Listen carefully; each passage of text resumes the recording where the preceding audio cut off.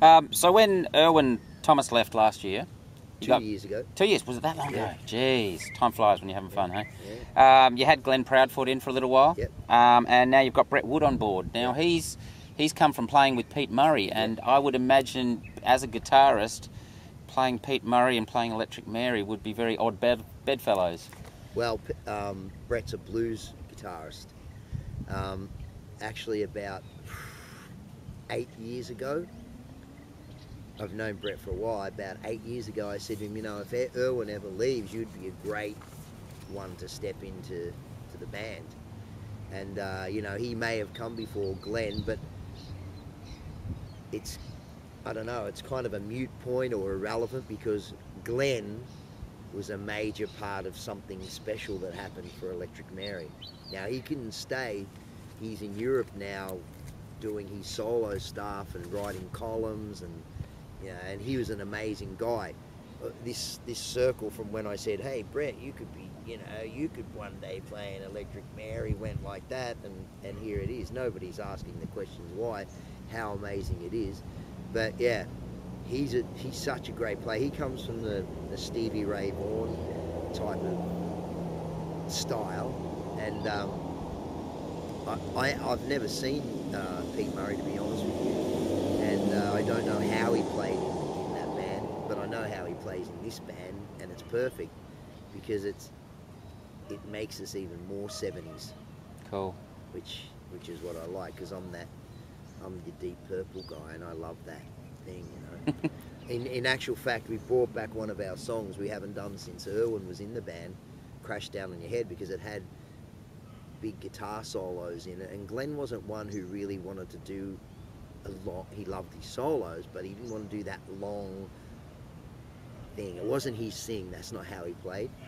But for Brett, it's perfect, and once again, we can bring that song back and you know, utilize the tools that we have on hand.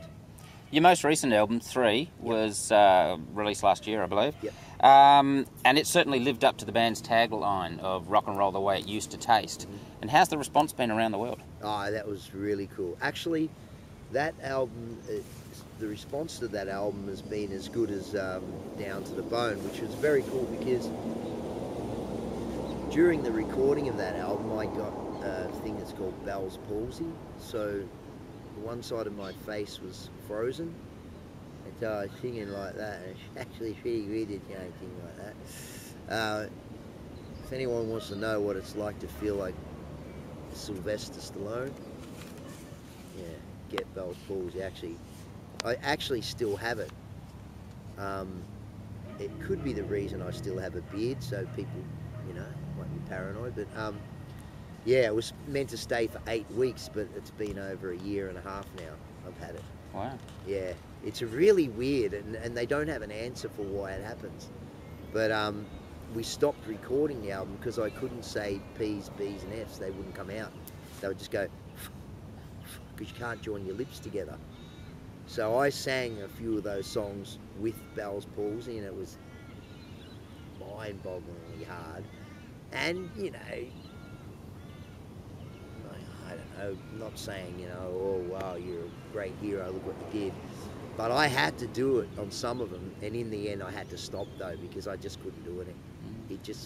It was going to be awful. And it took that long to do it, which made me feel bad for the others too, because they're kind of, you know, the singing is what you're waiting around for at the end.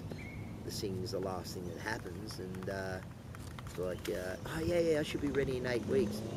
Well, hang on, 7 months has gone. Like, oh yeah, I know. But look, in the end, it was good. It was pretty cool. Cool. You just mentioned you're the Deep Purple guy. Yeah. I know on your Facebook page you say you could listen to Stormbringer every day of the year. No. What is it about that album? Because it might not be the first choice for a lot of Deep Purple fans. It's not the first choice for most Deep Purple fans. It's actually very laid back. You know, I think for me, being a vocalist, I think that Coverdale and Hughes really came to the fore during that album. Their vocals were right up front, and it was the main part of it. I mean, you can hear Blackmore just not giving a toss. In actual fact, we played with Glenn Hughes, and I want to ask him so many things about Deep Purple, but I just sipped my lip. And he happened to be talking one day, and we were talking about Blackmore, because they were saying that they may get Deep Purple back together again, but it was going to be hard because Ian Pace was still playing with Deep Purple. Of course, you know, I had a bone a dog couldn't chew under the table, but yeah. Anyway, we started talking about something, and he was talking about, I can't even think of what it's called now. You know, call to Madonna to give me a loud boy.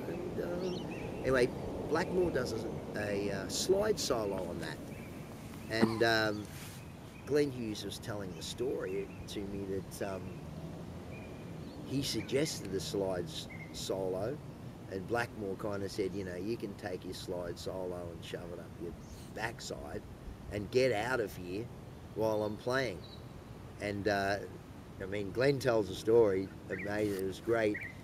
And then Blackmore turned and said, here, you want a slide solo? Great, press record. He picked up a screwdriver and played it upside down. And Glenn reckons that that's the solo that's on the record. No way. It's great. It's a great solo too. I told that story to Glenn Proudfoot, and he listened to it, and he said, that is the sound a screwdriver makes when you play. So, wow. I didn't doubt Glenn Hughes anyway, but I was like, yeah, well, cool.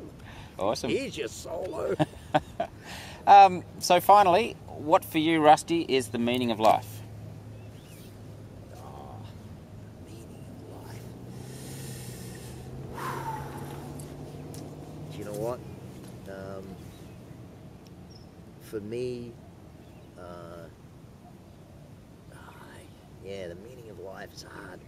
I want to say that music is everything to me, but then I'm gonna, you know, chop a lot of people's heads off if I say that. Music is a massive part of life to me. Today, again, going back to Facebook, I was reading someone who'd written about how much money was spent on the Olympics. And yeah, and I've watched the Olympics, and I've seen the guys and the girls just, you know, battle their hearts out. And we didn't win as many medals, but we still won a lot of medals, Australia, well over 30 medals. But they were saying how much money it cost to do. And it was like maybe $10 million or something for the athletes to do their stuff.